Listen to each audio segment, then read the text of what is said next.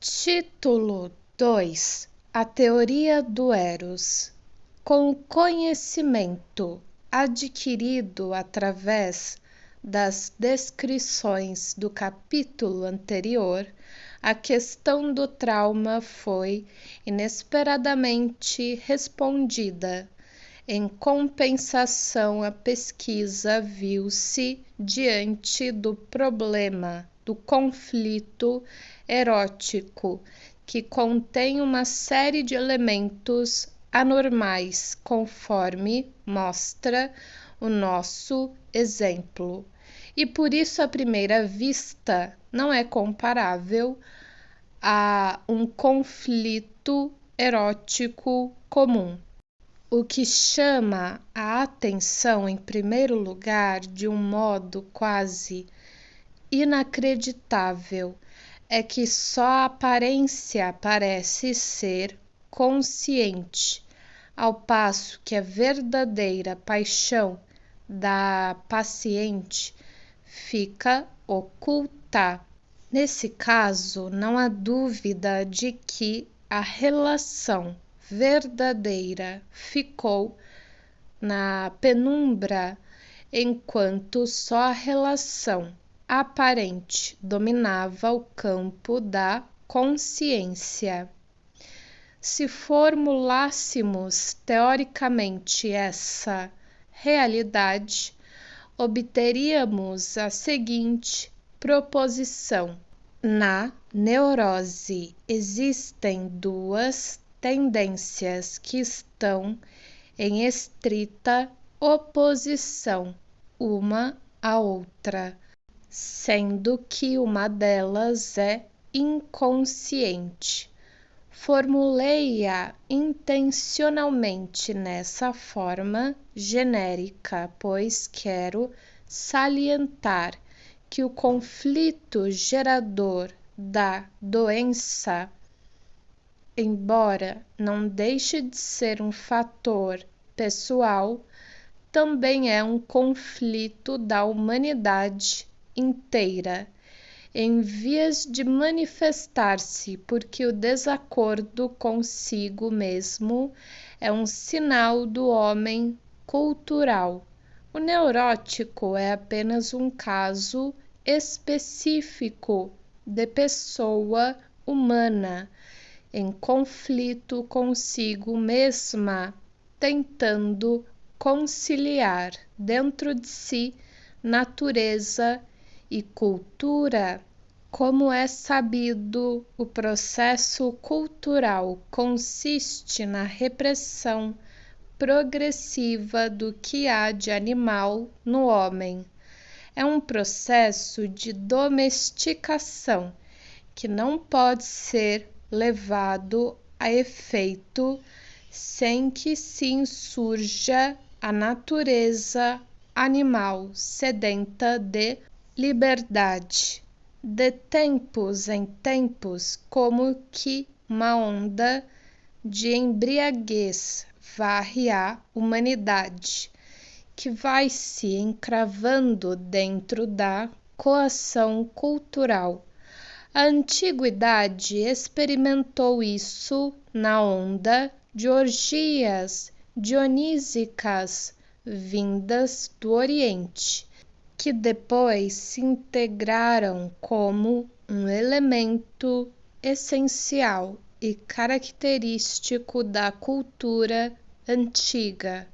Seu espírito contribuiu em larga escala para que o ideal estoico de numerosas seitas e escolas filosóficas do último século antes de Cristo evoluísse para a ascese e o caos politeístico.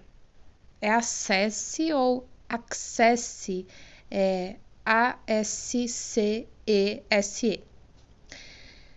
Daquele tempo desse origem às religiões ascéticas de Mitra e de Cristo, uma segunda vaga de embriaguez dionísica de libertação percorreu a humanidade ocidental durante a Renascença. É difícil fazer um julgamento crítico do tempo em que se vive.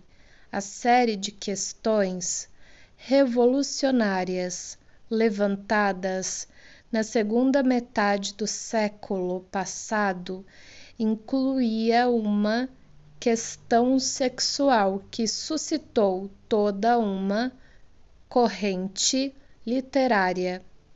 Nesse movimento radicam também os primórdios da psicanálise.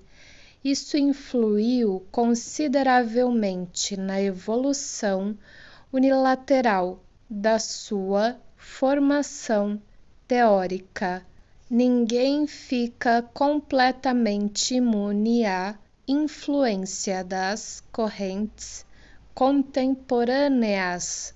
Assim é que a questão sexual foi visivelmente relegada para um segundo plano, dada a premência dos problemas políticos e ideológicos. Contudo, isso em nada altera o fato básico de que a natureza instintiva do homem sempre colide com as barreiras culturais.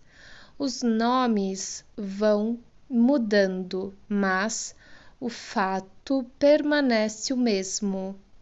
Hoje em dia, sabe-se também que nem sempre é só a natureza instintiva animal que está em desacordo com a coerção cultural. Muitas vezes, novas ideias são premidas do inconsciente para a luz do dia, entrando em choque com a cultura dominante, tanto quanto os instintos. Atualmente, seria fácil estabelecer uma teoria política da neurose, uma vez que o homem atual está sendo agitado principalmente por paixões políticas, as quais a questão sexual constitui apenas um preâmbulo sem maior importância. É possível que ainda se venha a constatar que os abalos políticos não passam de precursores de uma convulsão religiosa de repercussões muito mais profundas. O neurótico participa sem ter consciência das correntes dominantes de seu tempo, que estão configuradas em seu próprio conflito. A neurose está intimamente entrelaçada com o problema do próprio tempo e representa uma tentativa frustrada do indivíduo de resolver dentro de si um problema universal. A neurose é uma cisão interna. Na maioria das pessoas, essa cisão representa uma ruptura entre o consciente que desejaria manter-se fiel a seu ideal moral e o inconsciente que é atraído por seu ideal imoral, no sentido atual da palavra, e que a consciência tudo faz para desmentir. Esse tipo de pessoa é o daquelas que gostariam de ser mais decentes do que no fundo são. No entanto, o conflito também pode dar-se no sentido inverso. Há pessoas aparentemente muito indecorosas e desprovidas de convenções. No fundo, isso não passa de uma atitude pecaminosa, pois nelas o lado moral está, no fundo, no inconsciente da mesma forma que a natureza imoral no homem moral. Por isso, sempre que possível, os extremos devem ser evitados, porque provocam a suspeita do contrário. Foram necessárias essas considerações de ordem geral para tornar o conceito de conflito erótico mais compreensível. A partir dessa colocação, poderemos discutir, por um lado, a técnica psicanalítica e, por outro, a questão da terapia. Essa técnica implica, evidentemente, a seguinte pergunta: qual o caminho mais seguro e rápido para se chegar ao conhecimento do que ocorre no inconsciente do paciente? O primeiro método aplicado foi a hipnose. O paciente era interrogado em estado de concentração hipnótica, ou então era induzido à produção espontânea de fantasias no mesmo estado. Hoje, esse método ainda é empregado ocasionalmente, mas, comparado à técnica atual, é obsoleto e muitas vezes insatisfatório. Na Clínica Psiquiátrica de Zurique, desenvolveu-se um segundo método, o chamado método associativo.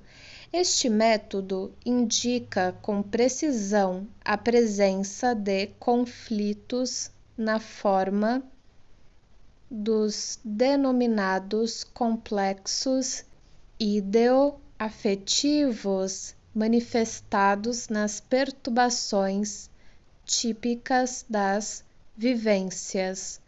Mas o método mais importante para se chegar ao conhecimento dos conflitos patogênicos é a análise dos sonhos. Foi Freud o primeiro a demonstrá-lo. Pode-se dizer que o sonho é como a pedra desprezada pelos pedreiros e que depois se tornou a pedra angular, efêmero e insignificante, produto da nossa alma. O sonho nunca foi tão desprezado como em nossos dias.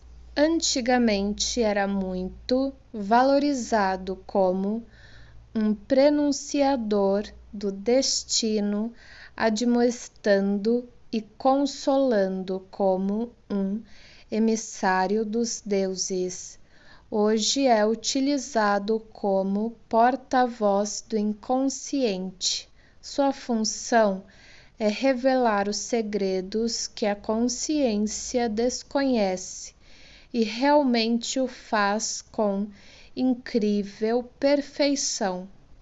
O sonho manifesto, isto é, o sonho tal como nos lembramos dele, segundo Freud, é como a fachada de uma casa. À primeira vista, nada revela de seu interior, que fica oculto por detrás da chamada censura do sonho, permitindo-se que a pessoa fale sobre os detalhes de seu sonho, obedecidas determinadas regras técnicas. Vemos que as ideias que lhe ocorrem seguem todas uma mesma direção, concentrando-se em torno de um assunto específico de significado pessoal. Inicialmente, essas ideias assumem um sentido que dissimulava por trás do enredo do sonho. Uma análise comparativa minuciosa desse sentido pode revelar, no entanto, a relação sutilíssima dos seus menores detalhes com a fachada do sonho. Esse complexo específico de pensamentos em que se concentram todos os fios do sonho é o conflito procurado que se apresenta numa variação condicionada pelas circunstâncias. Na opinião de Freud, o lado desagradável, incompatível do conflito fica tão velado ou diluído que se pode falar em realização de desejo. É evidente que os casos de satisfação de desejos expressos como sonhos de sensações corporais ocorrem raramente, mas existem. Por exemplo, acontece que uma sensação de fome manifestada durante o sono possa ser satisfeita por um sonho em que o desejo de comer é aplacado por uma farta refeição. Outro exemplo seria o sonho que se tem na hora em que é preciso levantar-se quando se quer continuar dormindo. O desejo é satisfeito sonhando-se que já se levantou, e assim por diante. Mas são poucos os sonhos assim tão simples. De acordo com Freud, também existem desejos inconscientes, incompatíveis com as ideias conscientes do estado desperto. São os desejos desagradáveis que preferimos não conhecer. Entretanto, são justamente os elementos formadores do sonho. Por exemplo, uma filha tem um amor carinhoso pela mãe, no entanto, para grande desespero seu, sonha com a morte da mãe. Freud diria que essa filha tem o desejo penoso, mas inconsciente de que a mãe encontra quem nutre resistências secretas, desapareça deste mundo o mais breve possível. Mesmo a filha mais irrepreensível pode ter tais desejos. No entanto, ela os repeliria violentamente, caso quiséssemos responsabilizá-la por isso. Aparentemente, o sonho manifesto não satisfaz nenhum desejo, mas exprime temor e preocupação, ou seja, exatamente o contrário do suposto impulso do inconsciente. Ora, é sabido que um excesso de preocupação frequentemente e com razão suscita a suspeita do contrário. O leitor crítico terá razão em perguntar: será exagerada a preocupação expressa no sonho? São incontáveis os sonhos desse tipo, em que aparentemente não há o menor indício de realização de desejo. O conflito elaborado no sonho é inconsciente. O mesmo se dá com a respectiva tentativa de solução. Existe na filha que teria sonhado uma tendência real de afastar a mãe na linguagem do inconsciente. Isso significa morte. É óbvio que ela não pode ser considerada responsável por essa tendência, pois, para sermos exatos, não foi ela quem fabricou o sonho, mas sim o seu inconsciente. é este que tem a tendência de afastar a mãe sem que a filha o saiba. O fato de essas coisas se manifestarem nos sonhos prova justamente que não são pensadas conscientemente. A filha não compreende porque a mãe deveria assumir de sua frente, pois bem sabe-se que uma certa camada do inconsciente contém tudo o que ficou perdido em termos de reminiscências e todos os impulsos infantis que não puderam ser utilizados na vida adulta. Pode-se dizer que quase tudo que vem do inconsciente tem primeiramente um caráter infantil, assim também este desejo que parece muito simples: papai, quando a mamãe morrer, você casa comigo, não é? Tal desejo infantil, assim expresso, substitui um desejo recente, mas doloroso, por motivos ainda não apurados, de casar. Este pensamento, ou melhor, a seriedade da sua intenção, é, por assim dizer, recalcada no inconsciente, exprimindo-se necessariamente de modo infantil, uma vez que o material de que dispõe o inconsciente é composto em grande parte de reminiscências infantis.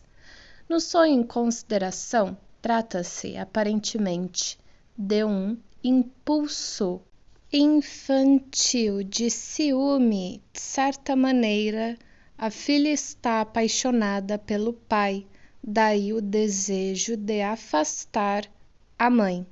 Seu verdadeiro conflito, porém, é o seguinte: de um lado, gostaria de se casar, mas de outro, não consegue assumir a decisão.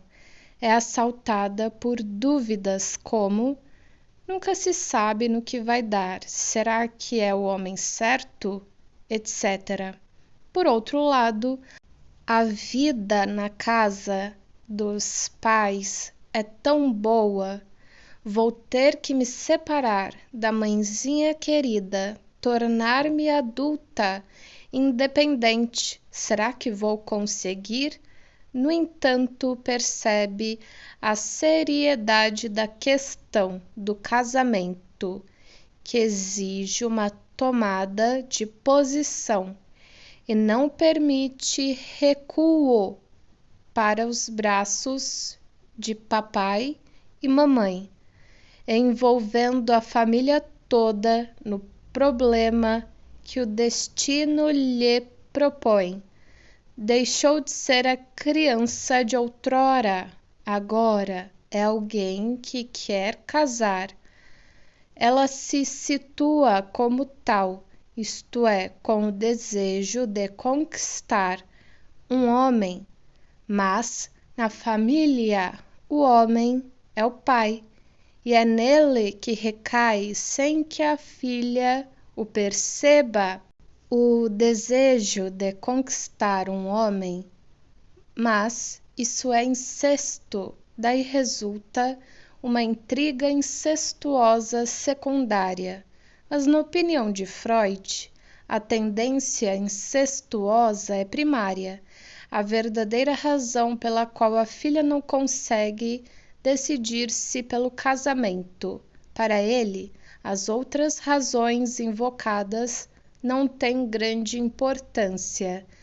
Em relação a esta interpretação, venho sustentando há muito tempo o ponto de vista de que o aparecimento ocasional do incesto não prova a existência de uma tendência universal para o incesto, assim como um assassínio não revela a existência do prazer de trucidar como fonte geradora de conflitos em todos os homens. mas também não pretendo negar que em cada indivíduo exista potencialmente a possibilidade de cometer qualquer crime, mas entre a existência do germe e o conflito real, travessão, com a cisão de personalidade daí resultante, como é o caso da neurose, travessão, há uma diferença colossal. Quando se acompanha atentamente a história de uma neurose, sempre se depara com um momento crítico do aparecimento de um problema do qual o indivíduo se desviou. Ora, esse desviar-se é uma reação tão natural e constante como a preguiça, o comodismo, a covardia, o medo, o não saber e a inconsciência que estão em sua base.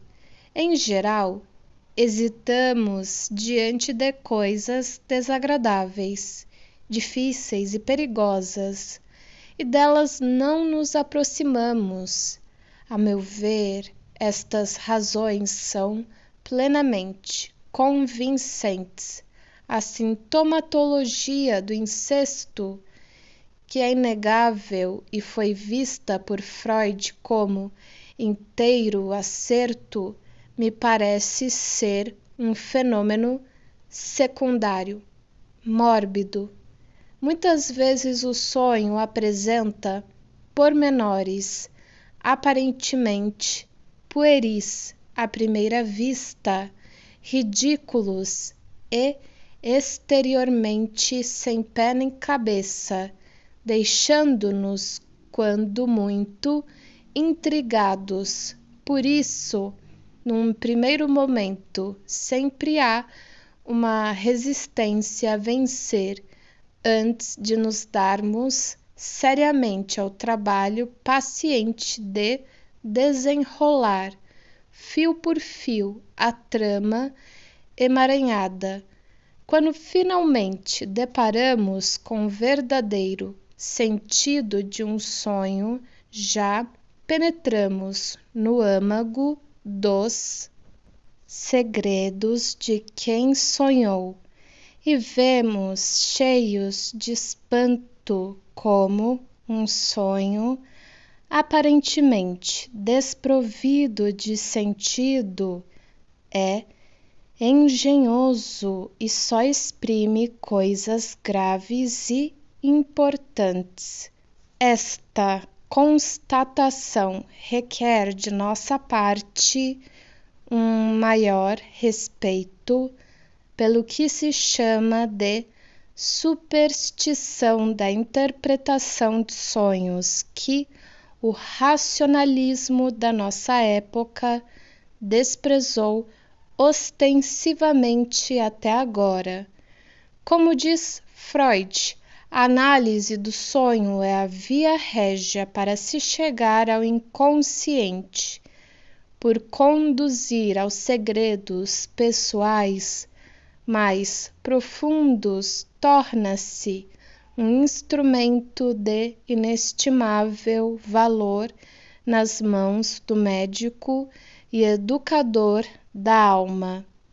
O método analítico, em geral, não só a psicanálise freudiana, consiste principalmente, acho que está escrito errado, acho que é principalmente, mas está escrito principalmente, em numerosas análises de sonhos, já que são eles que vão trazendo à tona sucessivamente os conteúdos do inconsciente no decorrer do tratamento, expondo-os à força purificadora da luz do dia. Nesse processo também são redescobertos muitos fragmentos valiosos que se julgava perdidos.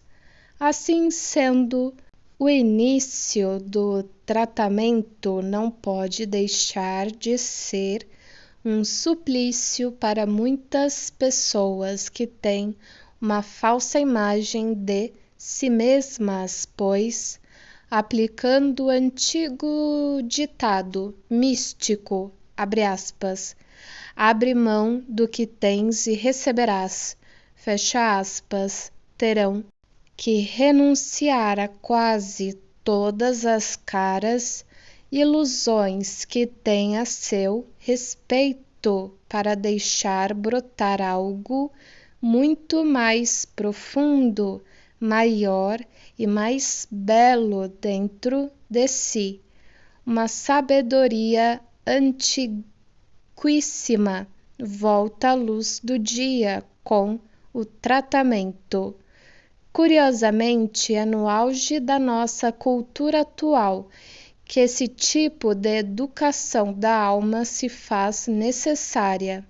Tal processo educativo é comparável, em mais de um aspecto, à técnica socrática, não obstante serem bem maiores as profundidades atingidas pela análise. A orientação da pesquisa freudiana tentava demonstrar a primazia do fator erótico sexual na origem do conflito patogênico. Segundo essa teoria, há uma colisão entre a tendência do consciente e o desejo moral incompatível do inconsciente.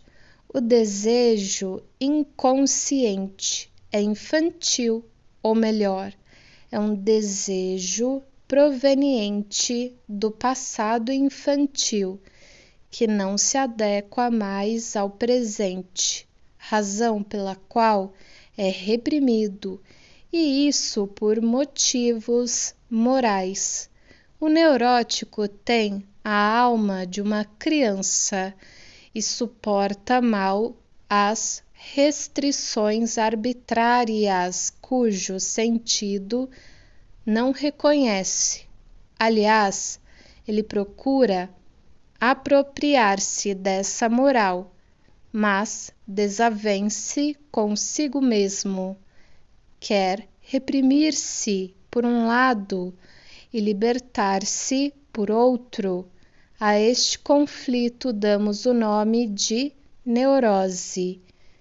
Se esse conflito fosse claro e totalmente consciente, é provável que nunca daria origem a sintomas neuróticos. Estes só aparecem quando não se consegue ver o outro lado do próprio ser, nem a premência dos seus problemas. O sintoma parece produzir-se unicamente nessas condições e ajuda o lado não reconhecido da alma a exprimir-se. Segundo Freud, o sintoma é, portanto, uma realização de desejos não reconhecidos que, se fossem reconhecidos, entrariam em violenta oposição às convicções morais. Como já dissemos, o doente não pode lidar com ele, nem melhorá-lo, aceitá-lo ou renunciar a ele, porque, na realidade, seus movimentos impulsivos nem mais existem, pois foram recalcados, eliminados da hierarquia consciente, transformando-se em complexos autônomos pela análise e só depois de vencidas enormes resistências, esses impulsos são devolvidos à tutela da consciência. Há pacientes que se vangloriam dizendo que neles o lado sombrio não existe. Asseguram que não têm conflitos, não veem, porém, que em compensação esbarram em outras tantas coisas cuja origem desconhecem, tais como humores histéricos, artimanhas tramadas contra si mesmos ou contra o próximo, inflamações estomacais de origem nervosa, dores aqui e ali, irritabilidade sem motivo aparente e todo um séquito de sintomas nervosos. A psicanálise de Freud foi acusada de libertar no homem os instintos animais, entre parênteses, felizmente, reprimidos, provocando com isso uma catástrofe de consequências imprevisíveis. Este receio evidencia a pouca confiança que se deposita na eficácia dos atuais princípios da moral. Até parece que só a pregação moral pode impedir o homem de se precipitar numa libertinagem desenfreada. No entanto, a necessidade é um regulador muito mais eficaz, pois estabelece limites para a realidade, o que é muito mais convincente do que todos os princípios morais reunidos. É certo que a psicanálise pode tornar conscientes todos os instintos animais, mas não como alguns interpretam, para deixá-los entregues a uma liberdade sem freio, e sim para integrá-los num todo harmonioso. Aliás, quaisquer que sejam as circunstâncias, é uma vantagem poder dominar plenamente a personalidade.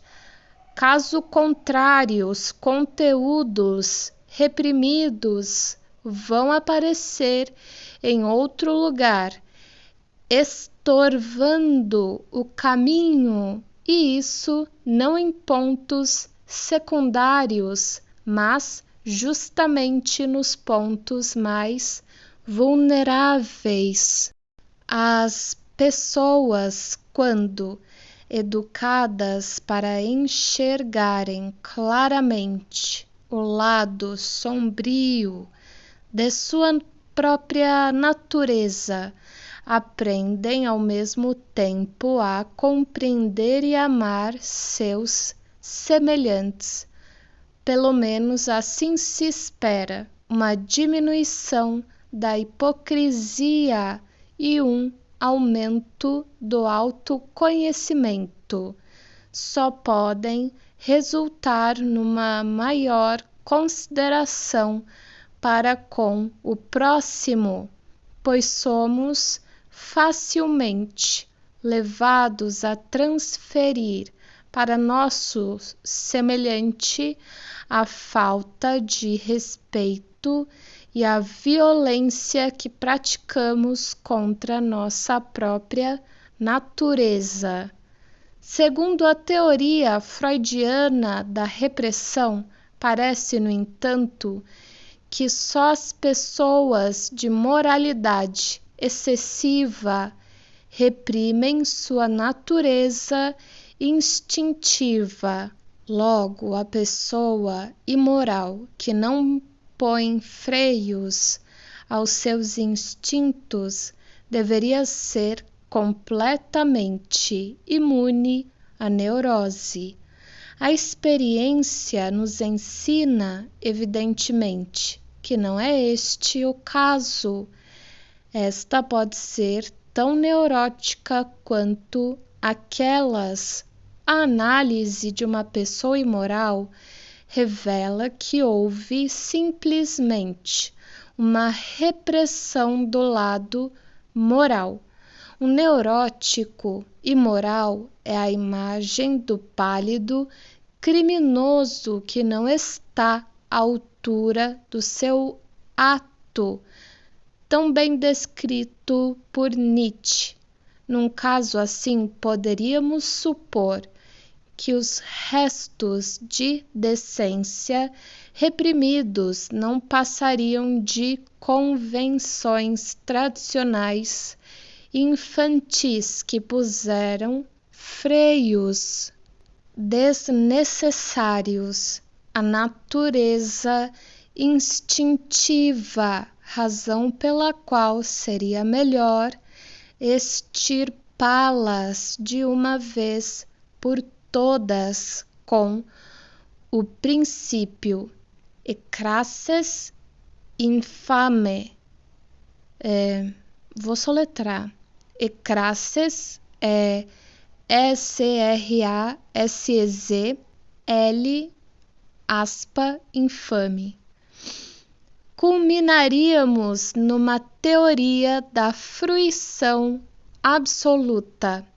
Naturalmente, isto seria completamente fantástico e absurdo, pois não devemos esquecer, travessão, e devemos isso à escola de Freud, travessão, que a moral não foi trazida do alto do Sinai em forma de tábuas, imposta ao povo, mas constitui uma função da alma humana tão antiga quanto a própria humanidade. A moral não nos é imposta de fora, nós a temos definitivamente dentro de nós mesmos. A priori, não a lei, mas o ser moral, sem o que seria impossível conviver na sociedade humana. Eis porque a moral é encontrada em todos os níveis da sociedade.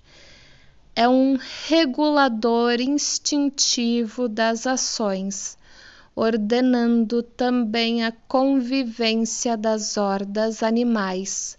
As leis morais, porém, só têm validade dentro de um grupo de convívio humano. Fora dele deixam de existir, pois reina desde sempre aquela verdade antiquíssima: Homo homini lupus, ou seja, o homem é o lobo do homem. À medida que uma cultura se desenvolve, é possível submeter massas humanas cada vez maiores ao domínio de uma mesma moral. No entanto, até hoje foi impossível estabelecer uma lei moral que se impusesse além dos limites da sociedade, isto é, no espaço livre de grupos que não dependem um do outro. Aí, como no tempo dos nossos ancestrais, impera a ausência do direito e da disciplina e a mais completa imoralidade. Esta, no entanto, só é denunciada pelo inimigo casual que com ela se confronta. A prática freudiana está de tal forma convencida da importância fundamental e exclusiva da sexualidade na neurose, que, para ser coerente, passou a atacar corajosamente a moral sexual de seu tempo. Isto, sem dúvida, foi útil e necessário, pois dominavam nesse terreno, como ainda hoje, concepções insuficientemente diferenciadas em vista da complexidade da questão.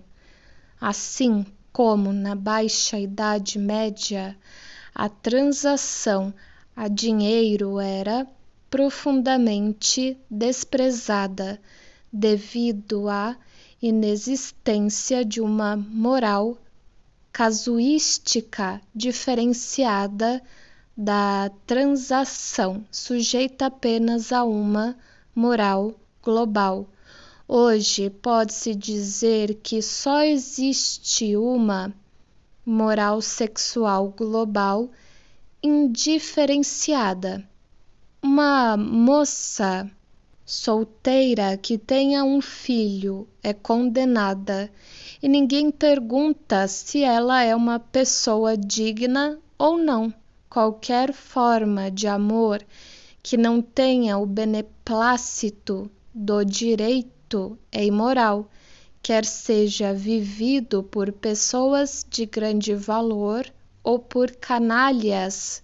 Isto porque ainda estamos hipnotizados por o que o homem faz, esquecendo-nos do como, exatamente como as transações de dinheiro na Idade Média, identificadas com metal reluzente, objeto de cobiça e, portanto, com o próprio diabo.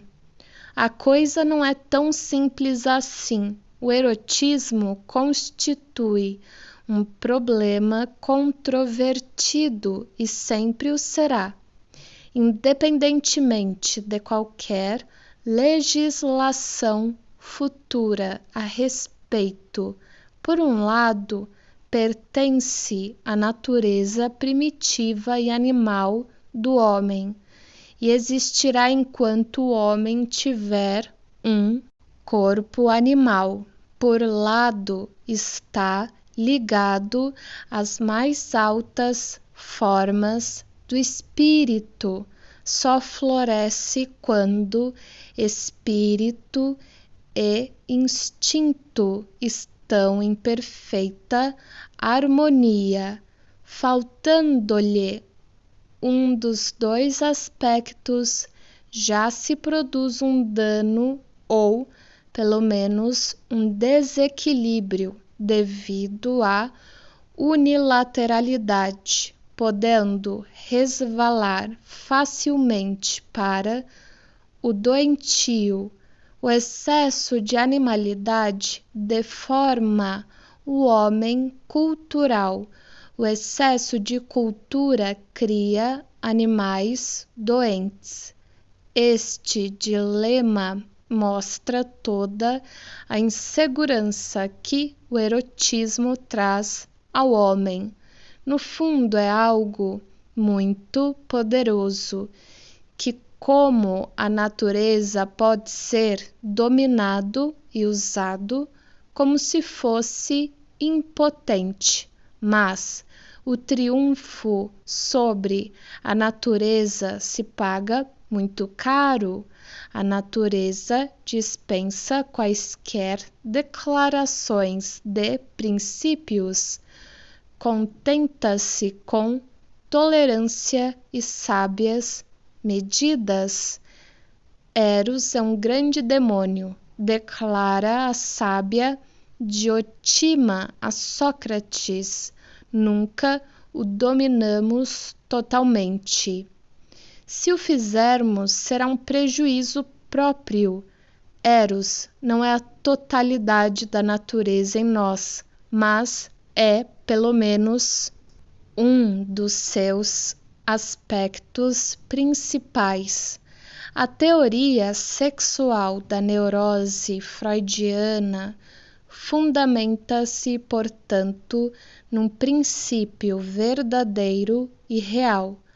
Comete, no entanto, o erro da unilateralidade e da exclusividade, além da imprudência de querer aprender Eros que nunca se deixa capturar numa grosseira terminologia sexual. Neste ponto, Freud é também um dos representantes de sua época materialista, que nutria a esperança de resolver todos os enigmas do mundo num tubo de ensaio. O próprio Freud, depois de velho, reconheceu essa falta de equilíbrio de sua teoria e contrapôs a Eros, que chamou de libido, o instinto de morte ou de destruição. Lê-se seus escritos póstumos, abre aspas.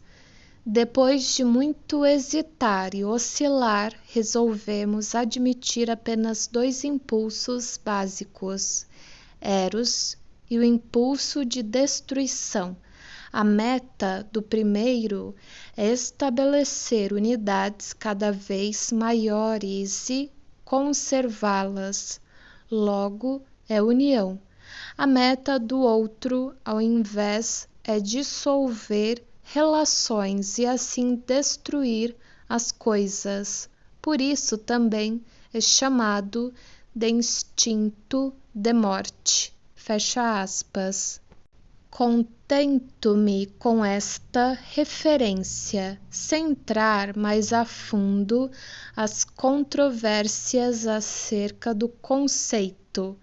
É claro que a vida, como todo ciclo, tem um começo e um fim, e cada começo também é o começo do fim. Freud quer dizer, provavelmente, que todo ciclo é um fenômeno energético e que a energia só pode ser produzida pela tensão dos contrários.